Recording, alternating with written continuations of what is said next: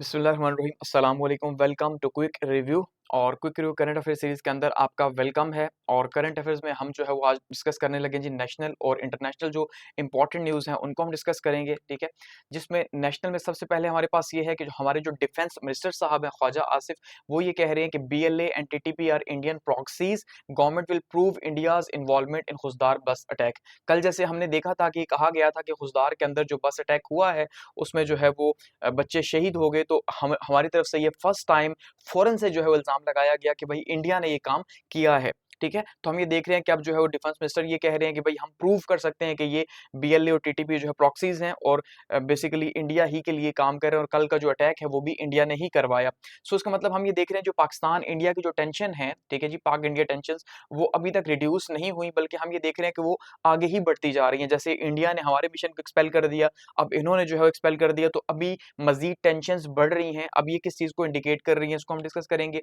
ठीक है। उसके बाद हम देखेंगे जी Pakistan India high level diplomatic missions जो हैं ग्लोबली टू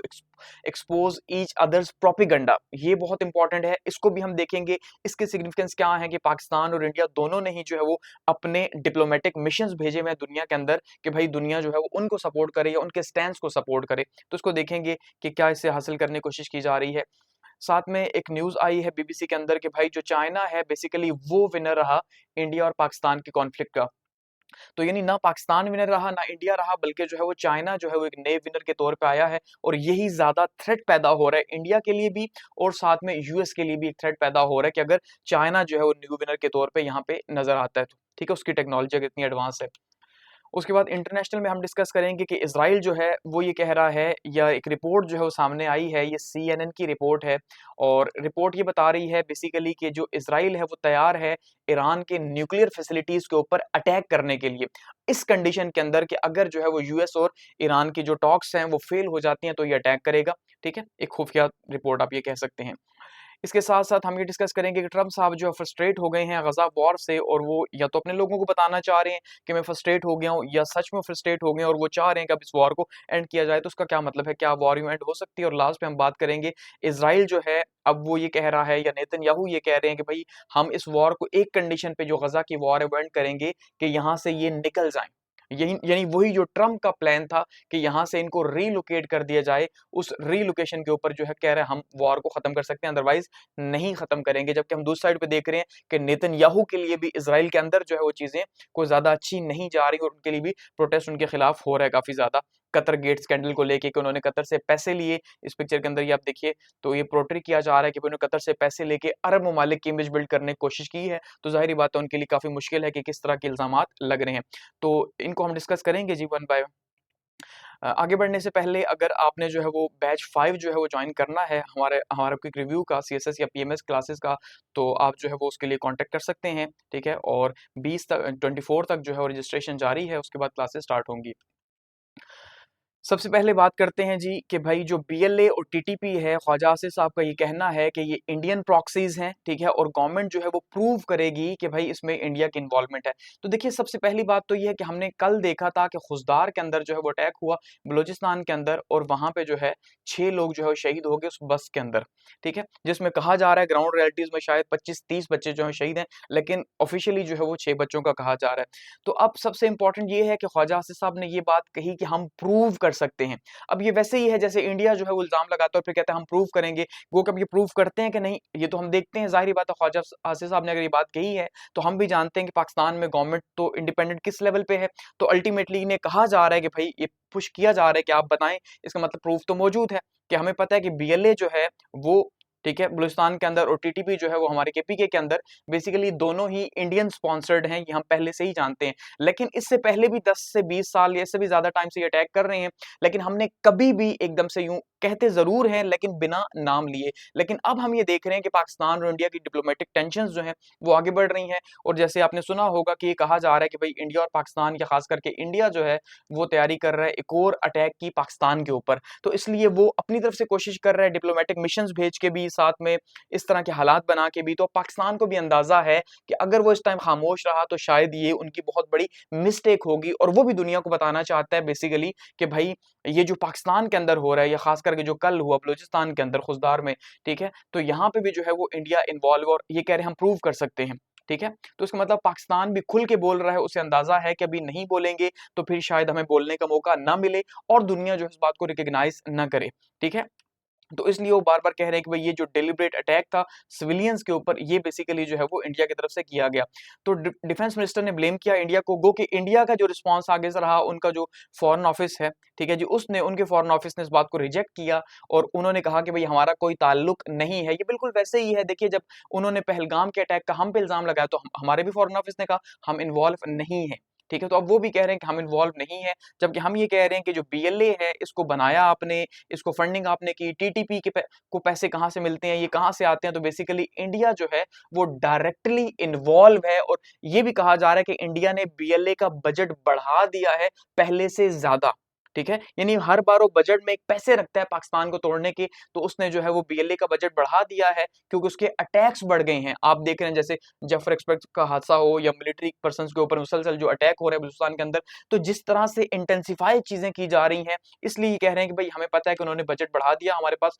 बाकायदा इसके प्रूफ मौजूद हैं। अब देखते हैं कि प्रूफ ये देंगे कि नहीं। दूसरी साइड पे हम ये देख रहे हैं कि भई जो इंडियन हाई कमीशन है उसको पाकिस्तान ने जो है मेंबर को एक निकाल दिया है और कहा है कि भई आप हमारे मुल्क में आप अलाउ नहीं है, आप यहाँ से चले जाएँ, 24 घंटे का टाइम दिया है। वहीं पे हम दूसरी तरफ देख रहे हैं कि इंडियन न्यूज़पेपर के अंदर टाइम्स ऑफ इंडिया भी रिपोर्ट कर रहा है कि वहाँ से भी पाकिस्तान के जो हाई कमीशन के अंदर कुछ लोग मौजूद थे, उनको निकाला गया है और 24 घंटे का टाइम दिया गया कि भई आपकी जो एक्टिविटीज़ हैं हमारे मुल्क के अंदर, वो बेहतर नहीं है, वो आपके जो डोमेन है, प्रोफेशनल डोमेन, उसमें नहीं आती, इसलिए आप निकल जाएँ। तो फिलहाल ये चीज़ें ये बता रही हैं कि पाकिस्तान, इंडिया के बीच में टेंशन्स बढ़ रही हैं, ना कि कम हो रही हैं। कहीं पे हम ये भी देख रहे हैं कि कहा जा रहा है कि शायद जो है वो न्यूट्रल वेन्यू पे यूएई के अंदर जो है शहबाज शरीफ साहब ख्वाहिशमंद हैं कि वो बातचीत करें, ठीक है, मोदी साहब से, लेकिन शायद उनका मूड अभी फिलहाल नहीं है बातचीत करने का।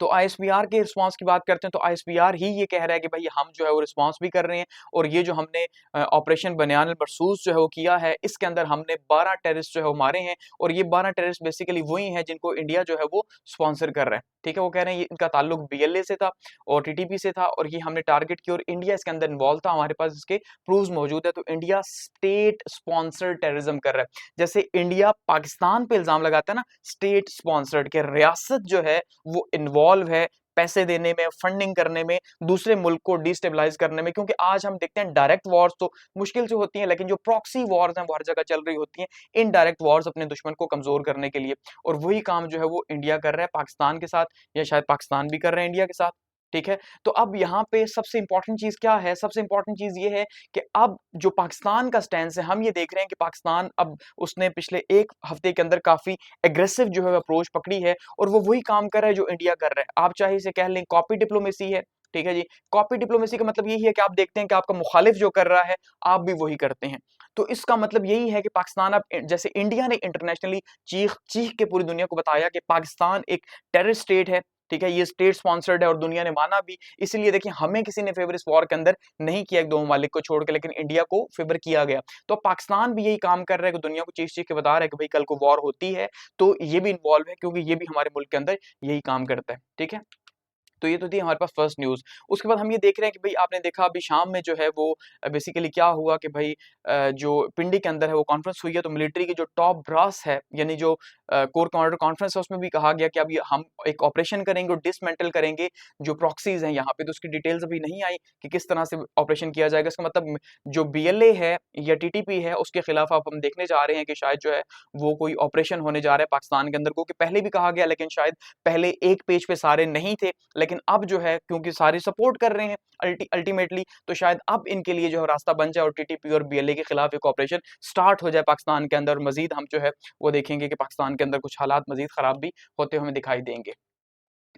दूसरी न्यूज़ हमारे पास क्या है जी, Pakistan India high level diplomatic missions globally to expose each other's propaganda. अच्छा, ये न्यूज़ बेसिकली आप इसको समझिएगा कि हुआ क्या। देखिए अब बेसिकली इसको एक तो टाइम्स ऑफ इंडिया बता रहा है कि आज के दिन की क्या रिपोर्ट है कि इंडिया जो है उसका जो डेलीगेशन है उसने जापान को यानी 2 ममालिक को एक ही दिन के अंदर हिट किया और यूएई को जो है वहाँ पे जाके बताया है, पाकिस्तान के बारे में शिकायतें की हैं कि भाई पाकिस्तान जो है वो टेररिज्म को फंड करता है, स्टेट स्पॉन्सर्ड टेररिज्म है पाकिस्तान का, और हमारा जो पहलगाम हुआ कश्मीर के अंदर उसमें पाकिस्तान बेसिकली मुलव्वस है और अगर हम पाकिस्तान के खिलाफ कोई अब ऑपरेशन करते हैं जैसे ऑपरेशन सिंदूर है, तो आप हमें सपोर्ट करेंगे क्योंकि पाकिस्तान इन्वॉल्व है। यानी वो सपोर्ट इकट्ठी करने में लगे हुए हैं कि अगर पाकिस्तान के खिलाफ वो मजीद एक और वॉर जो है करते हैं और वो भी एक शदीद वॉर जो है वो करते हैं, ठीक है, तो उसके लिए एक सपोर्ट आप ये कह लें। दूसरी साइड से पाकिस्तान का भी जो है वो एक मिशन बाहर गया हुआ है बिलावल भुट्टो की निगरानी के अंदर, ठीक है, और उसमें भी जो है वो 18 तारीख को हमने देखा था कि उन्हें भेजा गया था कि भाई आप जाएं, आप जाके इंडियन प्रोपेगेंडा को बाहर करें। पहले इंडिया ने सिलसिला स्टार्ट किया, फिर हमने किया।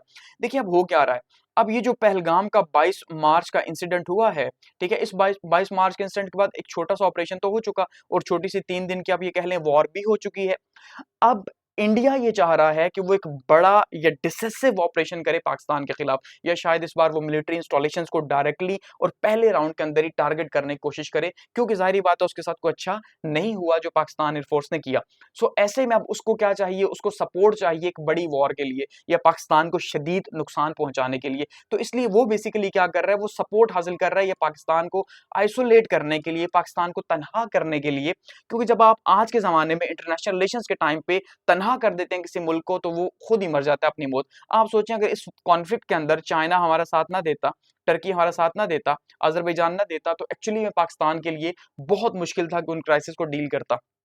ठीक है। तो अब इसी तरह से इंडिया जो है वो अपनी सपोर्ट हासिल कर रहा है कि अगर वो कोई और अटैक करता है या पाकिस्तान को डिप्लोमेटिकली अटैक न भी करे तो डिप्लोमेटिकली इतना नुकसान पहुंचा है। देखिए अगर अटैक नहीं करना तो फिर तो उसे दुनिया में जाके बताने की जरूरत है ही नहीं। वो इसीलिए उसने जो है वो बनाया हुआ है कि भाई वो चाह रहा है कि भाई हम अटैक करें एक और सपोर्ट हासिल करें। वहीं पाकिस्तान ने भी आगे से यही काम किया कि भाई हम भी जाके बताएं कि इंडिया बेसिकली क्या कर रहा है और कैसे इन्वॉल्व है पाकिस्तान के मामलात के अंदर। तो अब देखते हैं कि कौन किसकी डिप्लोमेसी ज्यादा बेहतर रहती है। तो ये इंडियन डेलीगेशन है जिसने यहाँ पे मुलाकातें की हैं जापान के अंदर भी, ठीक है, और यूएई के अंदर भी। ये जो है बेसिकली बहुत सारी पार्टीज का मिलके बना हुआ है, तो ये तो यूएई के अंदर जो मुलाकातें हुई हैं वो हैं। दूसरी साइड पे ये पाकिस्तानी जो है वो डेलीगेशन है जिसको भेजा गया है बिलावल भुट्टो की निगरानी के अंदर कि भाई आप भी जाएं और जाके दुनिया को बताएं। तो हम इस टाइम पे अगर हम ये देख रहे हैं इंडिया अगर एग्रेसिव हुआ है तो हम डिफेंसिव हैं, यानी जो वो बॉल करवा रहा है हम उसे रोकने की कोशिश कर रहे हैं कि इससे पहले कि वो कोई और जो है वो मोदी, तो आपको पता है कि कैसा शख्स है, तो जाहिर बात है वो कोई और जो है वो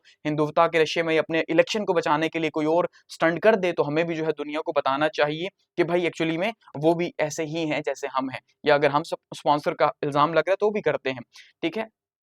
तो अब इंडिया में जो है वो बेसिकली 33 ममालिक को टारगेट करना है जो उसने डेलीगेशन बनाया हुआ है, जिसमें जापान और यूएई ने आज जो है वहां पे मुलाकात हुई है। तो इन 33 ममालिक की सपोर्ट वो चाहता है। इसका मतलब ये है कि आज के टाइम पे आपको इससे आइडिया हो जाना चाहिए कि आज आप डायरेक्टली मुंह उठा के किसी दूसरे मुल्क को टारगेट नहीं कर सकते, क्योंकि इंटरनेशनल सपोर्ट नहीं होगी आपके साथ तो आपके लिए मुश्किल हो जाएगा, ठीक है। तो इसलिए जो है 33 ममालिक को ये टारगेट करेंगे। दूसरी साइड पे हम अगर पाकिस्तान की बात करते हैं तो बिलावल भुट्टो की निगरानी में अब ये कितने ममालिक को मिलेगा इसका तो आइडिया नहीं है, ठीक है। तो डॉक्टर मुसद्दिक मलिक हैं, इंजीनियर खुर्रम दस्तगीर साहब हैं, शेरी रहमान हैं, ठीक है जी, हिना रब्बानी खर हैं, फैसल सब्जवारी हैं, तहमीना जंजुआ हैं और जलील अब्बास जलानी है। तो 2 डिप्लोमेट्स हैं और बाकी जो है पॉलिटिशियंस हैं जो कि दुनिया के सामने जाके पाकिस्तान का मौक़िफ़ रखेंगे। तो ये पाकिस्तान का एक अच्छा डिसीजन है, चाहे कॉपी सही, लेकिन कम से कम हम भी ये बताएं कि क्या हो रहा है। सो इसका मतलब आपको इससे क्या समझने की जरूरत है कि भाई आने वाले टाइम के अंदर शायद जो है चीजें पाकिस्तान इंडिया के बीच में बेहतर नहीं मजीद कॉम्प्लेक्स होने जा रही हैं, ठीक है। तो दूसरी साइड से हम देख रहे हैं कि मोदी साहब मुसलसल अपनी जो स्पीचेस हैं पब्लिक स्पीचेस के अंदर पाकिस्तान को लान तान कर रहे हैं। तो इंडिया जो है यहाँ पे उन्होंने उनके ट्विटर अकाउंट जो है उसके ऊपर उन्होंने बताया हुआ है कि यूएई के साथ उनका डेलीगेशन जो है उसकी मीटिंग हुई है, और इसी तरह से जो है वो यहाँ पे जापान के डेलीगेशन के साथ मीटिंग हुई है। तो यूएई से तो कोई बहुत पॉजिटिव रिस्पॉन्स नहीं आया इंडिया को, लेकिन जापान की साइड से काफी पॉजिटिव रिस्पॉन्स आया और जापान पहले ही सपोर्ट भी कर चुका है वॉर के अंदर उन्हें, और वो कह भी चुका है कि भाई हम मिलके जो है वॉर के कुछ जो 5th जनरेशन वॉर है उसके लिए कुछ मिलके बनाते भी हैं, ठीक है। तो उसके ऊपर भी उनका एग्रीमेंट शायद हो। तो जापान यानी कि आप ये कह सकते हैं कि इंडिया की सपोर्ट में है इस टाइम पे, और उसका रीजन ये है कि अगर चाइना पाकिस्तान की सपोर्ट में है तो जापान को इंडिया की सपोर्ट में ही होना है, क्योंकि वो एंटी चाइना और प्रो अमेरिका है, ठीक है। तो ये डेवलपमेंट्स भी हम ये देख रहे हैं कि हालात किस तरह से जा रहे हैं। थर्ड न्यूज है जी, is China the winner in Indo Pak conflict के बीबीसी क्या बता रहा है कि बेसिकली जो है जो चाइना है basically is China the winner in the India Pakistan conflict, कि पाकिस्तान और इंडिया का जो कॉन्फ्लिक्ट हुआ, ये 3 डेज की जो वॉर हुई है आप ये कह लें, ठीक है, जिसमें पाकिस्तान एयरफोर्स जो है ये सामने आई है और इसमें ये कहा जा रहा है कि बेसिकली पाकिस्तान नहीं जीता बल्कि चाइना जीता है। तो ये कहा जा रहा है कि भाई ये जो ऑपरेशन सिंदूर हुआ और पाकिस्तान ने उसका रिस्पॉन्स किया, उसके जगह चाइनीज जो जेट थे J-10 और JF-17 थंडर जो जेट्स थे ये चाइना के थे, जिन्होंने राफेल को, रशियन जेट्स को मार गिराया, राफेल को मार गिराया, ठीक है, और इजरायली जो है वो ड्रोन्स को अटैक किया। तो इसका मतलब ये है कि बेसिकली ये पाकिस्तान ने नहीं किया बल्कि किसने किया, ये चाइना के जहाज़ों ने किया, जिसकी वजह से आपने देखा कि भाई उनको बड़ी वाह-वाह भी हुई कि क्या ज़बरदस्त किस्म का नहीं उनके जहाज़ों की टेक्नोलॉजी है, ये किस तरह से जो है वो किया जा रहा है, ठीक है। तो इससे वो कंपनी जो ये जहाज़ बनाती थी 40% उसके शेयर भी बढ़े हैं, हम ये देख रहे हैं। तो ये अब हम ये देख रहे हैं कि आने वाले वक़्त के अंदर जो वॉर्स हैं वो हमें बेसिकली फ़िज़ा के अंदर ही दिखाई देंगी, और ज़्यादा से ज़्यादा जो है वो एयर फ़ोर्स के ऊपर इन्वेस्ट किया जाएगा, ज़्यादा से ज़्यादा जहाज़ों के ऊपर इन्वेस्ट किया जाएगा। जैसे हमने देखा कल तो ट्रम्प साहब ने जो ऐलान किया था गोल्डन डूम का कि भाई वो स्पेस के अंदर जो है वो बिल्ड करने जा रहे हैं एक पूरा मिसाइल सिस्टम जो कि वहीं से इंटरसेप्ट करेगा। तो दुनिया स्पेस की तरफ, ये स्पेस वॉर्स की तरफ जा रही है, और ज़ाहिर-सी बात है उसमें जो है एयर फ़ोर्स का रोल बढ़ने जा रहा है, हम ये देख रहे हैं। और चाइना ने अपनी पावर बताई है, तो ये यूएस के लिए जो है वो अलार्मिंग है, ठीक है? और जो वेस्ट है उसके लिए अलार्मिंग है कि चाइना की टेक्नोलॉजी जो है वो इतनी एडवांस हो चुकी है, तो वो किस किस तरह इसको काउंटर करेंगे। तो इससे एक थ्रेट भी सामने आया है, ठीक है, कि भाई मुस्तकबिल में किस तरह से जो है वो वॉर्स लड़ी जाएंगी। नेक्स्ट हमारे पास है Israel ready to strike Iran nuclear facilities. Report एक सामने आई है जी, और रिपोर्ट क्या सामने आई है, देखिए टाइम्स ऑफ इजराइल जो है ये बात बता रहा है कि बेसिकली इजराइल तैयार है कि भाई अगर यूएस की और ईरान की टॉक्स फेल होती हैं तो वो क्या करेगा, वो बेसिकली जो है वो स्ट्राइक करेगा ईरान के जो न्यूक्लियर फैसिलिटीज हैं उनके ऊपर, ठीक है। अब इसको दो तरह से लिया जा सकता है, एक तो इसे इस तरह से लिया जा सकता है कि भाई ये एक प्रेशर कैंपेन है बेसिकली ईरान को डराने के लिए कि वो हर सूरत में जो है वो ये जीरो यूरेनियम के ऊपर मान जाए और यूएस के साथ एक जो है वो डील कर ले, जिसके नतीजे के तौर पे उसकी सैंक्शंस भी हट जाएंगी, उसको फायदा भी होगा, वो ग्रो भी करेगा। यानी एक तरह से उसको थ्रेट किया जा रहा है कि भाई अगर तुम इन नेगोशिएशन में पीछे हट गए या तुम अपनी डिमांड से पीछे ना हटे तो क्या होगा, तो अमेरिका भी तुम्हें मारेगा, इसराइल भी तुम्हारी फैसिलिटीज को तबाह कर देगा, और ये बिलियंस ऑफ डॉलर्स का जो तुम्हारा खर्चा है ये जाया हो जाएगा सारे का सारा, ठीक है। एक तरह से ये उन्हें डराने की कोशिश है। दूसरी साइड से अगर ये रिपोर्ट सच है, एक्चुअल में इसराइल ऐसा चाह रहा है, तो ये कहा जा रहा है कि भाई कुछ जो है वो इंटरसेप्ट की गई हैं कुछ चीजें, कम्युनिकेशन वगैरह की एयर एक्सरसाइजेस भी की गई हैं डराने के लिए ईरान को ही, या फिर जो है अपनी तैयारी कंप्लीट करने के लिए, क्योंकि इसराइल ये कर सकता है। क्यों कर सकता है? क्योंकि इसराइल ये काम पहले इराक के साथ कर चुका है, ठीक है। 1980s में वो इराक के जो यूरेनियम का सारा सिस्टम था, ठीक है, वहां पे उसको टारगेट कर चुका है, ठीक है, और रिएक्टर्स वगैरह को तबाह कर चुका है। और ईरान जो है वो जो आप ये कह लें कि न्यूक्लियर वेपन्स बनाने के करीब था, उसको उसने बहुत ज्यादा नुकसान पहुंचाया था पूरा प्लान के तहत, ठीक है। तो अब अगर दोबारा वो इस टाइम पे, जब ईरान की सारी जो है वो साथी इस टाइम पे टूट चुके हैं, शाम के अंदर उसकी हुकूमत नहीं रही, सपोर्टिव हुकूमत थी, कि हमास का क्या हाल है, हिजबुल्लाह का क्या है, हौसीस कैसे हैं, तो ऐसे में वो कर सकता है कि वो भाई एक और वॉर स्टार्ट कर दे और उसके जगह तौर पे कर दे। लेकिन दूसरी साइड पर हम ये भी कह सकते हैं कि प्रेशराइज करने की कोशिश कर रहे हैं। अब देखते हैं क्या होता है, क्योंकि कल हमने देखा था कि भाई जो आयतुल्लाह ख़ामेनी साहब हैं वो को ज्यादा प्रो नहीं है इन इन डिटेल्स के लिए। वो समझ रहे हैं कि भाई हम जो है एक तो अमेरिका यानी यूएस ये चाह रहा है कि हम बिल्कुल जीरो कर दें अपनी जो यूरेनियम की इनरिचमेंट है, जबकि वो कह रहे हैं कि भाई हम जीरो नहीं करेंगे, हम कम से कम 50% या 60% पे रखेंगे, ताकि हमारा जो सिविलियन यूज है वो एटलीस्ट होता रहे, एनर्जी की डिमांड्स पूरी होती रहे, ठीक है। वो कह रहे हैं कि भाई ये डील्स जो है वो मुश्किल से ही होंगी। तो अब देखते हैं कि ये क्या ऐसा होता है कि नहीं, क्योंकि इसराइल जो है वो इस फेवर में बिल्कुल भी नहीं है। वो समझता है कि ऑल यूरेनियम एनरिचमेंट जो है उसको एलिमिनेट करना होगा ईरान को, बिल्कुल कंप्लीटली यूरेनियम बिल्कुल नहीं होगी, ताकि उसे कभी भी ना आज और ना 10 साल बाद ना 20 साल बाद एक थ्रेट हो, कि खुफिया तौर पे ईरान बना रहा है, उसको ये थ्रेट ना हो, इसलिए वो कंप्लीटली खत्म करना चाह रहा है। तो अब देखते हैं डील जो है वो हो पाती है कि नहीं, क्योंकि फिलहाल तक तो कोई बहुत ज्यादा पॉजिटिविटी नजर नहीं आ रही, क्योंकि हमें नजर आ रहा है कि भाई यूएस भी थ्रेट कर रहा है और इसराइल भी थ्रेट कर रहा है। तो ईरान ऐसे में, क्या ईरान के लिए पॉसिबल है कि वो अपने लोगों के अगेंस्ट जाके और इतने प्रेशर में आके एक डील को साइन कर दे? बहुत मुश्किल है, ठीक है। तो ये भी आने वाले टाइम के अंदर हमें अंदाजा हो जाएगा। नेक्स्ट न्यूज है जी, Trump frustrated with Gaza war, कि जो ट्रम्प साहब हैं, ये रिपोर्ट बता रही है कि भाई ट्रम्प जो है वो फ्रस्ट्रेट हो चुके हैं बेसिकली गजा वॉर से, और वो समझ रहे हैं कि गजा वॉर अब उनके लिए या उनकी प्रेसिडेंसी के लिए एक बर्डन है। अब ये भी, इसके भी पॉजिटिव और नेगेटिव एस्पेक्ट्स हो सकते हैं। देखिए पॉजिटिव क्या है कि वो अगर सच में फ्रस्ट्रेट है तो वॉर को खत्म करवाना चाहिए, या इसराइल के लिए थ्रेट है कि आने वाले टाइम के अंदर इसराइल की सपोर्ट खत्म हो जाएगी, उसे जो भी करना है जल्दी जल्दी करना है, ठीक है। दूसरा ये है कि अपनी पब्लिक को बताने के लिए कि भाई देखो मैं तो नहीं चाह रहा फ्रस्ट्रेट भी हूँ लेकिन मेरी सुनी नहीं जा रही। तो ट्रम्प साहब ये कह रहे हैं कि भाई कि अब जो वॉर है उसको एंड हो जाना चाहिए, क्योंकि जो ह्यूमैनिटेरियन क्राइसिस हैं बढ़ते जा रहे हैं और पूरी दुनिया से जो प्रेशर है वो बहुत ज्यादा आ रहा है। तो कह रहे हैं रैप इट अप, कि इसको भाई समेटो। वो क्या कह रहे हैं, नेतन्याहू को इस वॉर को समेटा जाए और खत्म किया जाए। दूसरी साइड पे हम ये देख रहे हैं कि ये खबरें भी आ रही थी कि जो यूएस है, और बेसिकली इस रिपोर्ट में को बहुत ज्यादा सदाकत देखने को नहीं मिलती, क्योंकि न्यूज जरूर है लेकिन शायद ये अमेरिका के अंदर लोगों को बताने के लिए, उनको कूल डाउन करने के लिए इस तरह की रिपोर्ट्स दी जा रही हैं। क्योंकि हम ये देख रहे हैं कि दूसरी साइड पे कहा जा रहा है कि यूएस और इसराइल जो है वो बेसिकली उनके जो रिलेशंस हैं वो भी नीचे जा रहे हैं, या खास करके ट्रम्प के और नेतन्याहू के जो रिलेशंस हैं वो नीचे जा रहे हैं। लेकिन एक्चुअली में हम देख रहे हैं इसराइल के अंदर कुछ और चीजें रिपोर्ट की जा रही हैं। ठीक है, अब बताया जा रहा है कि भाई ट्रम्प साहब बहुत अपसेट हैं, वो पिक्चर्स, वो इमेजेस बच्चों की देख के कि जो सफर हो रहे हैं। तो शायद लॉजिकली हम भी इस बात को ना माने कि वो कैसे, जब मुसलमान हुक्मरान सफर नहीं हो रहे, अरब वाले सफर नहीं हो रहे, ठीक है, पाकिस्तानी सफर नहीं हो रहे उन पिक्चर्स को देख के, तो ट्रम्प को तीसरी जगह क्या पड़ी है कि वो सफर हो। ठीक है ना, तो ये थोड़ा सा लग रहा है कि भाई ऐसा नहीं है, बल्कि ये सारी की सारी कहानी यही है कि वो प्रेशर जो है ये दुनिया को बताना चाह रहे हैं कि भाई मेरे लिए बहुत हो गया, अब मेरे लिए मुश्किल है इस वॉर को आगे लेके जाना। क्योंकि वो कह रहे हैं भाई ह्यूमैनिटेरियन क्राइसिस बहुत ज्यादा है और डिप्लोमेटिक प्रेशर उनके ऊपर बहुत ज्यादा आ रहा है। तो शायद डिप्लोमेटिक प्रेशर को कम करने के लिए ही ये बयान जो है उस तरह से दिया गया, या न्यूज़पेपर्स के अंदर जो है इसको लाया गया है, कि ताकि जो है वो अंदाजा हो सके कि भाई हम नहीं चाह रहे। क्योंकि दूसरी साइड से जो आज की न्यूज है ना, वो इसराइल के अंदर की कुछ और डिफरेंट है। इसराइल के अंदर क्या रिपोर्ट किया जा रहा है, इसराइल के अंदर ये रिपोर्ट किया जा रहा है कि भाई बेसिकली जो नेतन्याहू है वो ये कह रहे हैं कि भाई मुझसे ट्रम्प ने बात की और वो कह रहा है भाई ठीक है, मैं तुम्हारी सपोर्ट में हूं और तुम काम जारी रखो। ठीक है, वहां पे एक डिफरेंट तरह का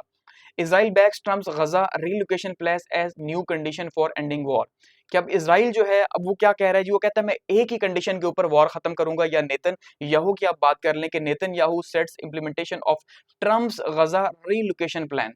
कि वो कह रहे हैं भाई कि मैं एक ही शर्त पे खत्म करूंगा कि गजा की जो आबादी है वो यहाँ से चली जाए, चाहे मिस्र चली जाए, ठीक है जी, चाहे वो उर्दन चली जाए, चाहे वो कतर चली जाए, या जहां मर्जी चली जाए, लेकिन एटलीस्ट जो है वेस्ट बैंक चली जाए, यहां से चली जाए, इसको खाली कर दे, इस कंडीशन के ऊपर वॉर खत्म हो सकती है। ठीक है, तो नेतन्याहू जो है वो क्लियर कर रहे हैं, उन्होंने ये 5 महीने बाद एक जो है वो पब्लिक अपीयरेंस की है। ठीक है, 5 महीने बाद उन्होंने एक प्रेस कॉन्फ्रेंस की है बेंजामिन नेतन्याहू ने, और उन्होंने कहा कि न्यू कंडीशंस वो क्या हैं जी, वो ये हैं कि भाई गजा वार को अगर खत्म करना चाहते हैं तो रीलोकेशन का प्लान को मानना पड़ेगा। ठीक है, यानी कि गजा के जो लोग हैं उनको जहां जहां पे भेजा जा रहा है। आपको पता है कि लास्ट ईयर दिसंबर के अंदर और जनवरी के अंदर जो है प्रपोजल आया था ट्रम्प की तरफ से कि भाई ये गजा हम रख लेते हैं, और यहाँ पे जितने लोग हैं हम इनको मिस्र के अंदर, उर्दन के अंदर, या जो शाम है वहां पे हम इनको रिलोकेट कर देंगे और ये हिस्सा हमारे पास आ जाएगा। ठीक है, तो वही कहा जा रहा है कि अब और कोई कंडीशन नहीं है भाई वॉर खत्म होने की। और वो कह रहे हैं बहुत ब्रिलियंट प्लान है ये, नेतन्याहू जो है वो ये कह रहा है कि बहुत ब्रिलियंट प्लान है, इससे क्या होगा, रीशेप हो जाएगा मिडल ईस्ट। कि मिडल ईस्ट के अंदर जाहिर बात है रीशेप हो जाएगा, कि इस टाइम पे हम देख रहे हैं पैलेस्टाइन जो है वो एक पार्ट यहाँ पे, एक यहाँ पे, और बीच में जो है वो इसराइल मौजूद है। तो फिर यहाँ पे क्या होगा, ये पूरा इसराइल हो जाएगा, यहाँ पे जो है वो क्या हो जाएगा जी, पैलेस्टाइन है, और साथ में जो है और भी सपोर्टिव कंट्रीज नजर आ रहे हैं यहाँ पे। तो ये भी है। दूसरा हम ये भी देख रहे हैं कि इसराइल के अंदर जो है वो नेतन्याहू ने जो इस प्रेस कॉन्फ्रेंस की है, इसको थोड़ा सा समझते हैं। इस प्रेस कॉन्फ्रेंस के अंदर 2-3 चीजें जो है वो बात की गई हैं। एक तो यहाँ पे इस टाइम पे नेतन्याहू के लिए इसराइल के अंदर हालात बहुत ज्यादा अच्छे नहीं है, क्योंकि उनको कतर के ऊपर काफी ज्यादा क्रिटिसाइज किया जा रहा है कि कतरी फंड जो है वो दिए गए हैं, किस बात पे दिए गए हैं, कि भाई कतर की जो इमेज बिल्डिंग है वो आपने करनी है इसराइल के अंदर। समझ रहे हैं, अब ये क्वेश्चन तो कतर में भी होता है, गो के इन दोनों ने डिनाई कर दिया, नेतन्याहू ने भी डिनाई किया और कतर ने भी डिनाई किया। कतर गेट को, इसको कतर गेट का नाम दिया गया कि भाई कतर ने पैसे दिए नेतन्याहू को कि मेरी इमेज बिल्डिंग की जाए इसराइल के अंदर। ठीक है, और दूसरी साइड पे ये कहा जा रहा है, या जब ये न्यूज सामने आई तो जाहिर बात है नेतन्याहू की जो अपोजिशन पार्टीज हैं उन्होंने बहुत ज्यादा वावेला किया कि भाई ये तो नेतन्याहू जो है ये तो प्रो अरब है, और ये तो वैसे ही वॉर जो कर रहा है सारा ड्रामा है, पैसे के लिए हो रहा है, सब कुछ हो रहा है, क्योंकि हमें अंदाजा हो रहा है कि कोई ड्रामा नहीं है, किस तरह से लोगों को मारा जा रहा है। लेकिन इसके बीच में अब क्या गेम है, इसका भी आइडिया हमें लगाना है कि किस तरह से जो है, अगर कतर और नेतन्याहू एक पॉइंट पे खड़े हैं तो शायद ये भी कहा जा रहा है कि ये जो 7 अक्टूबर के अटैक हुए हैं, ठीक है, ये पूरे का पूरा ये जो हमास ने अटैक किया वो भी जो इंटेलिजेंस एजेंसी है मोसाद, यानी कि उसकी मर्जी से किया गया। अब ये बहुत इंपॉर्टेंट एलिगेशन है, याद रखिएगा। उसका रीजन ये है कि ये कहा जा रहा है कि भाई जो कतर है वो सपोर्ट में है हमास की, और अभी तक की हमास की जो फंडिंग है वो कौन कर रहा है, वो कतर कर रहा है। सो उसका मतलब एक साइड से कतर मेडिएशन करवा रहा है, डील्स करवा रहा है, सीज फायर करवा रहा है, दूसरी साइड से वो हमास को फंडिंग कर रहा है और अपनी इमेज भी बिल्ड कर रहा है इसराइल के अंदर पैसे देके। तो इस बात के ऊपर इसराइल के ऊपर काफी ज्यादा शोर हो रहा है और नेतन्याहू की जो है वो मुख्तलिफ शक्लें बनाई जा रही हैं और दिखाया जा रहा है कि भाई नेतन्याहू जो है वो क्या कर रहा है जी, वो बेसिकली ये वॉर उसने खुद शुरू करवाई है सारी 7 अक्टूबर की, कतर को पैसे दे गए, कतर को मिला के साथ में, और ये सारा कुछ हुआ हमास क्योंकि उसी के इशारों पे चल रहा है और अब वो हमसे डील भी करवा रहा है। लेकिन दूसरी साइड पे जो है नेतन्याहू ये कह रहे हैं नहीं भाई मैंने तो बिल पेश कर दिया कि हम कतर पे पाबंदियां लगवाएंगे कि वो स्टेट स्पॉन्सर्ड टेररिज्म करता है, वो कि ऐसा होने नहीं लगा। आपको पता है कतर और अमेरिका कितना क्लोज है, अमेरिकन मिलिट्री बेस भी वहां पे मौजूद है, तो कतर सिक्योर है। लेकिन अब यहाँ पे एक कंट्रोवर्सी जरूर बनी हुई और नेतन्याहू के लिए काफी मुश्किल हो रहा है। और नेतन्याहू कह रहे हैं भाई वो वॉर बेसिकली मुझे नहीं पता था कि ये 4000 रॉकेट अटैक करेंगे, ये तो फ्लिप फ्लॉप थी, ये तो सडन अचानक से ही हुआ सारे का सारा कि हमें पता चला। क्योंकि इल्जाम ये है ना कि नेतन्याहू की गवर्नमेंट को पहले क्यों नहीं पता चला कि भाई ये 4000 रॉकेट फायर करने लगे हैं और इन्हें रोका जाए, इंटरसेप्ट किया जाए। ठीक है, तो इसका मतलब यही है कि ये सारे का सारा प्री प्लान था और इसमें कतर भी इन्वॉल्व था, हमास था और नेतन्याहू की गवर्नमेंट इन्वॉल्व थी। तो अब ये हाई लेवल के ऊपर एक गेम है गो के इसको दबा दिया गया और इसके ऊपर बहुत ज्यादा बातचीत नहीं हो रही। तो अब देखते हैं आने वाले टाइम के अंदर शायद इस सवाल से कुछ निकले, क्योंकि प्रेस कॉन्फ्रेंस में वो क्या कह रहे हैं जी, यस प्रेस कॉन्फ्रेंस को देखिए कि क्या कहा जा रहा है। एक साइड से ही कहा जा रहा है कि भाई अमेरिका जो है वो दूर हो रहा है, रिपोर्ट्स ये दी जा रही हैं, लेकिन प्रेस कॉन्फ्रेंस में ये कह रहा है कि भाई अमेरिका जो है या ट्रम्प जो है वो कुछ और ही कह रहा है। कहते हैं 10 दिन पहले, नेतन्याहू साहब कह रहे हैं 10 दिन पहले मेरी ट्रम्प से बात हुई है और ट्रम्प ने मुझे कहा बीबी, ठीक है, उसने मुझे कहा Bibi I have absolute commitment to you, I have absolute commitment to the state of Israel. ये किसने कहा? ये ट्रंप ने कहा है कि भाई मैं तो तुम्हारे साथ हूं और तुम्हारे साथ ही रहूंगा, दुनिया जो भी कहती है कहते रहे। दूसरी साइड वो कहते हैं मैंने फिर जो है वो उसके कुछ दिनों बाद जो है बातचीत की है वाइस प्रेसिडेंट विनस से भी, और उसने मुझे क्या कहा जी, listen, don't pay attention to all this fake news about this rupture between us, कि भाई हमारे बीच की जो दूरी की खबरें हो रही हैं इन पे यकीन ना करो, ये तो हम अपनी फेस सेविंग के लिए सारा सिलसिला कर रहे होंगे। ठीक है, तुम अपने काम में लगे रहो, तुम्हें कोई टेंशन नहीं होगी, यानी तुम गजा को फतह करो, जो मर्जी है करना है करो, लेकिन परेशान ना हो जो सामने न्यूज आ रही है। तो ये दुनिया को दिखाया कुछ और जा रहा है और हो कुछ और रहा है। तो ये जो पिक्चर है बेसिकली ये नेतन्याहू जो है वो उनको किया जा रहा है ट्रॉल उनके मुल्क के अंदर ही कि भाई आप तो अरब ममालिक के इंटरेस्ट के लिए जो है वो लड़ रहे हैं, तो आप तो अरब ममालिक के सपोर्टर हैं, तो आप कैसे जो है इजराइल के सपोर्टर हो सकते हैं? और ये जो सारे के सारा अक्टूबर 7 का ड्रामा था वो भी आपने ही करवाया। ठीक है, गो के इसके ऊपर अभी तक तो कोई इन्वेस्टिगेशन तो खैर हुई है और नेतन्याहू के ऑफिस के 2 लोग पकड़े गए हैं कि भाई किस तरह से उन्होंने ये पैसा लिया और पैसा लेके कतर की इमेज बिल्डिंग की है अपने मुल्क के अंदर। और एक तरफ से कतर की इमेज बिल्डिंग, दूसरी तरफ से मिस्र के लिए उतना ही ज्यादा आइसोलेशन करना या उतना ही ज्यादा मिस्र के लिए बुरे जो है वो कैंपेन चलाना। तो अब ये हमारे लिए भी काफी अफसोसनाक है कि भाई कतर जो है वो एक मुसलमान कंट्री यानी मिस्र को जो है उसको बुरा भला कह रहा है और अपनी इमेज बिल्डिंग करवा रहा है इजराइल के अंदर। तो उसको क्या जरूरत आ गई कतर को कि वो इजराइल के अंदर अपनी इमेज बिल्डिंग करवा रहा है? उसका इसमें क्या इंटरेस्ट हो सकता है? शायद यही कि भाई वो जो है वो चाह रहा है कि इजराइल अगर फ्यूचर में यहाँ पे बड़ी पावर बनता है तो वो उसके साथ रहेगा, अमेरिका के साथ रहेगा, यानी वो वेस्टर्न ब्लॉक को नहीं छोड़ना चाह रहा। हमें तो यही समझ आ रही है यहाँ पे कि उसे पता है कि उसकी बका इसी में है। ठीक है, तो ये तो डबल गेम एक तरह से हो रही है कि मुसलमानों को एक साइड से कहा जाए कि हम आपके साथ हैं, डील्स करवाई जाए, और दूसरी साइड पे जो है वो उतना ही अलग किया जाए। तो ये भी काफी ज्यादा खतरनाक है। तो मिलिट्री और पॉलिटिकल ऑब्जेक्टिव्स जो हैं वो नेतन्याहू बता रहे हैं भाई हमने अब जो है वो हमास को डिफीट किया, हम होस्टेज को भी रिटर्न कर रहे हैं, लेकिन अब हम जो है पूरी कोशिश ये है कि गजा की पूरी पट्टी के ऊपर कब्जा कर लें, उससे पहले हम नहीं छोड़ेंगे। ठीक है, तो और साथ में वो कह रहे हैं कि भाई जो ट्रम्प का प्लान है शिफ्ट करने का, वो स्ट्रेटेजी अब जब तक नहीं होगी, जब तक ये लोग यहाँ से खत्म नहीं हो जाते, कहीं और आगे पीछे नहीं चले जाते, हम ये वॉर खत्म नहीं करेंगे, क्योंकि गजा अब हमने अपने कब्जे में लेके आना है। तो ये कुछ अपडेट्स हैं जी जो आज के दिन की हुई हैं, जिसमें हम देख रहे हैं कि इंटरनेशनली क्या हो रहा है, ठीक है, और नेशनली जो है वो क्या डेवलपमेंट्स हो रही हैं।